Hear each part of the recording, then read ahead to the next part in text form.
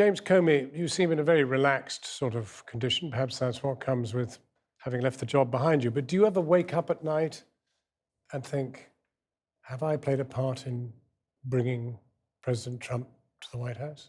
Oh, sure, many times. I'm a pretty good sleeper, so it's typically either late at night before I go to sleep or early in the morning. But of course, I ask myself that a lot. So do you kind of accept the findings of the report into your role as FBI director?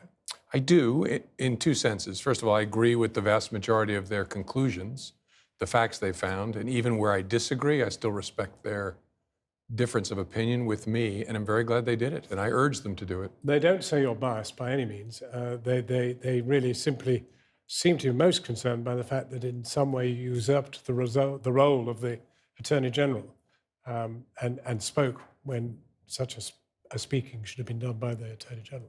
I think that's right. That's the first criticism, that I should have deferred to the Attorney General, and second, that closer to the election, rather than informing Congress about the changed circumstances, I should have stayed silent. I think that's a reasonable position, even though even in hindsight, I disagree with them, but I certainly respect that and think that'll be useful if this ever, God forbid it happens again, but if it ever does, that report will be very useful. And so we, both sides of the Atlantic, have those children's voices ringing in our ears down on the Mexican border, having been separated from their parents and families. And it seems such an un-American thing. And I'm wondering what on earth you make of it. I have the same reaction. I hear the voices. I can't get the images out of my head. I'm hoping that something good comes from it, that it's a moment of awakening for the American people. I often think of the American people as a bell curve with activists at both wings, and the vast majority of Americans have solid values, but they're busy. They're not paying attention. And occasionally in American history, that giant, that lump awakens. They awakened when children were attacked with dogs in Birmingham, Alabama in 1963, and we changed. I'm hoping that maybe a moment like this, as painful as it is, awakens the giant. But there's another bell curve in play, and that's Donald Trump's popularity, and it is going up. It is marginally. I mean, it's still a historically low rating for a president, but there's always going to be a base of support for Donald Trump. The day Richard Nixon resigned, I think he had 37% approval rating. The vast majority, though, already over 60% of Americans are deeply concerned, and I think they should be more concerned. But there are security problems, too. I mean, the thought that he is now responsible for keeping America safe, and yet when you use a word like infested with immigrants, that's not a good sign. No, it's not who we are. And the good news is we know that about ourselves. I think our British colleagues know it about us. We're better than that. And no president in a 4-year term or an 8-year term can essentially change America. That doesn't mean it's not painful and concerning in the short term. Maybe he does have a point, though. I mean, are there security threats on the border? And are they so severe that a wall is required and that violence against those who try to cross it is fair game? No. The security threat, of course, there are drug traffickers and human traffickers that move across the southwest border from Mexico into the United States. There will be those movements no matter how high you make a wall. A wise person said, show me a 30-foot wall, I'll show you a 31-foot ladder. The president came into office promising to stop illegal immigration, and part of what I think is driving his emotion now is that he's failed a year later.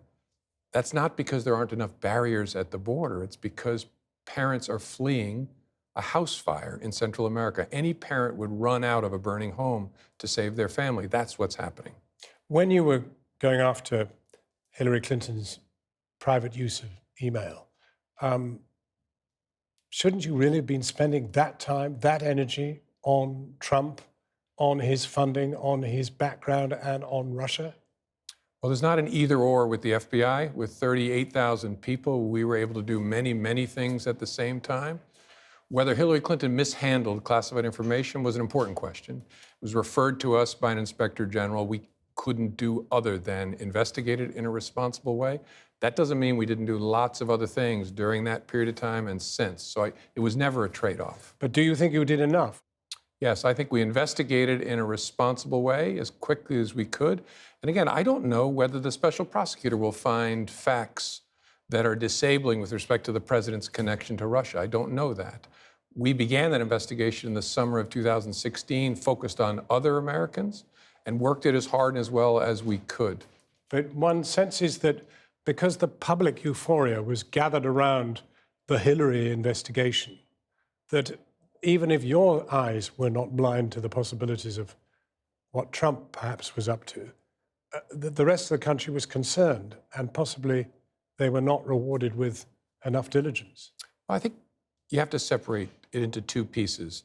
There was an early stage counterintelligence investigation by the FBI trying to figure out whether individual Americans were working with the Russians, which is the second part of our work.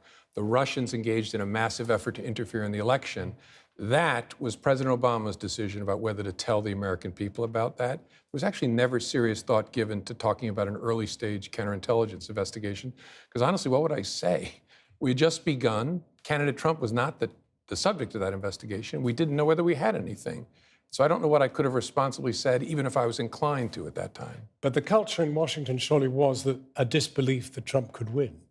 Certainly. And you didn't think he could. Fed by the polls. I mean, I tried not to pay close attention to the politics, but sure, I saw the paper every day. The front page of the New York Times had a meter on it that showed Hillary Clinton had a 90% chance of winning the presidency.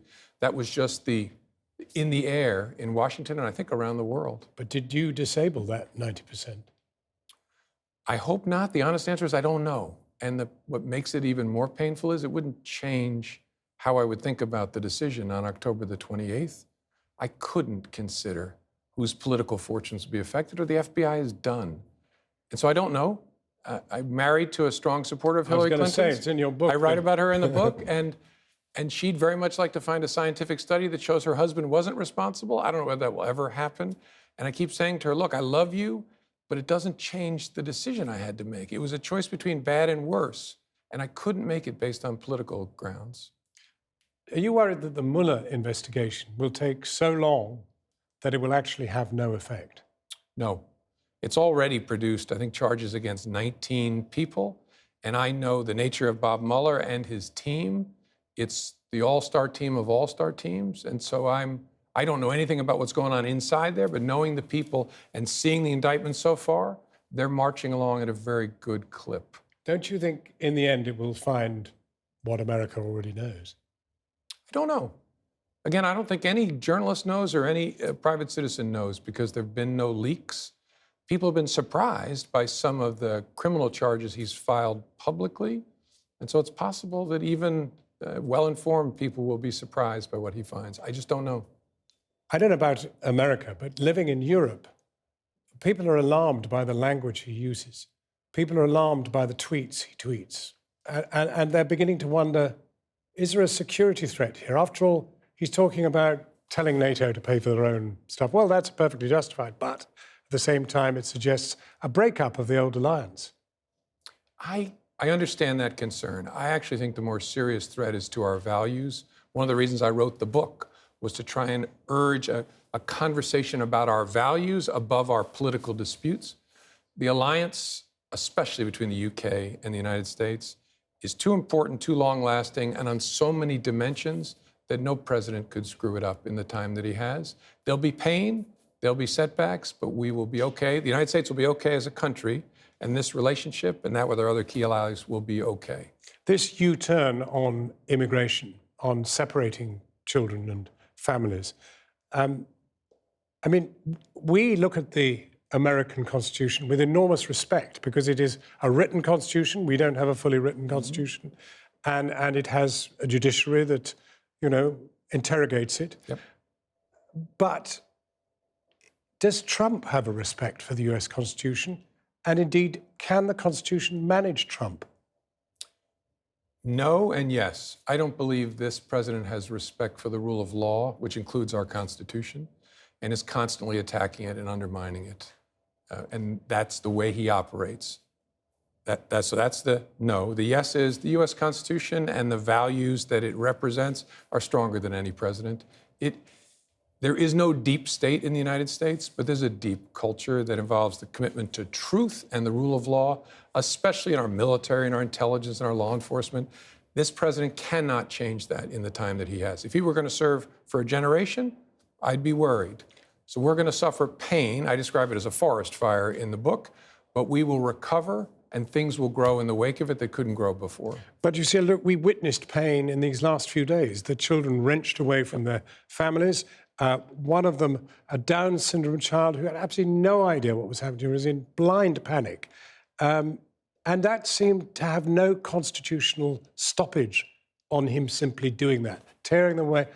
I mean, the governor of New York has announced that he's got over 200 of these children suddenly on his doorstep, sent up there because there's no room down on the border. But the American people awakened. And the reason Donald Trump backed up after lying and lying and lying and lying and then issued an order to make this go away is that the American people awakened across the spectrum and said, this is not who we are. So in a way, that reaction is almost more important than a legal consequence. There was a moral consequence. That's almost hearing the elite saying that. There is this whole cadre of people in America who've never been out of their own state, who've suffered from, very poor wage increases, inflation, all sorts of other things, and are not really with the elite in any form. And Trump represented for them kicking over the traces. He'd been the guy who would sack people on The Apprentice on television. They wanted a lot of people sacked. They did. But remember, these are people who also voted overwhelmingly for Barack Obama, a black Democrat. And so they are people who have values much more aligned with the center of America than with Donald Trump's.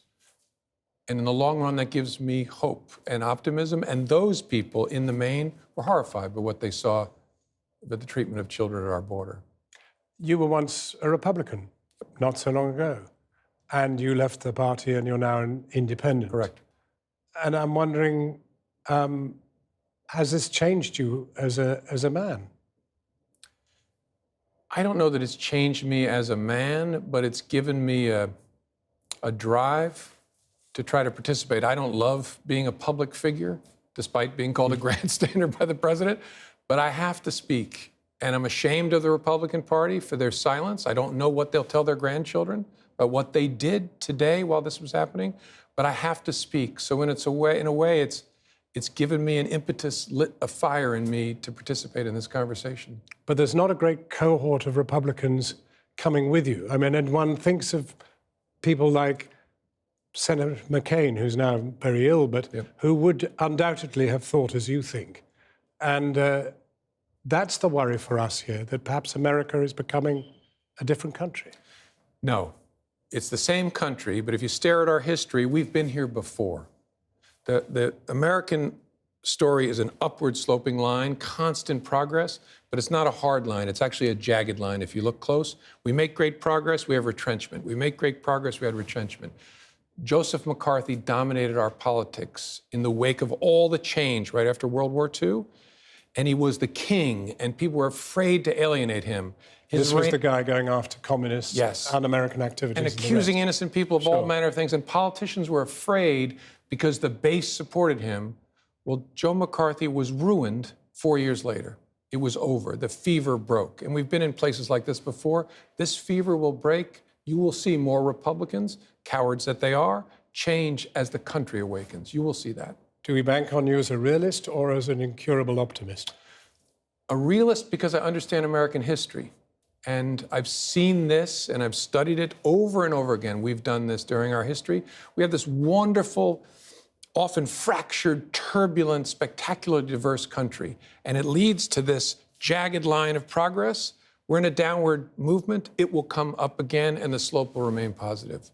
That's the story of history. The only thing new, they say, is the history you don't know. I think Churchill once said, you can always count on the Americans to do the right thing after they have exhausted all other possibilities. Right? We will get to the right thing. Are you edging towards running for Congress, Senate, no, thank President? You. No, never. Really? No, really.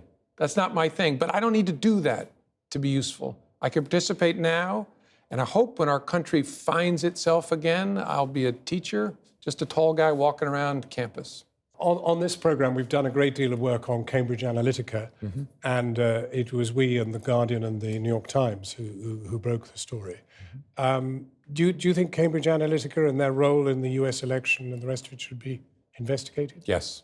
I don't know enough to judge it, but it's certainly something that should be looked at because on the surface, it looks very concerning. Thank you very much indeed.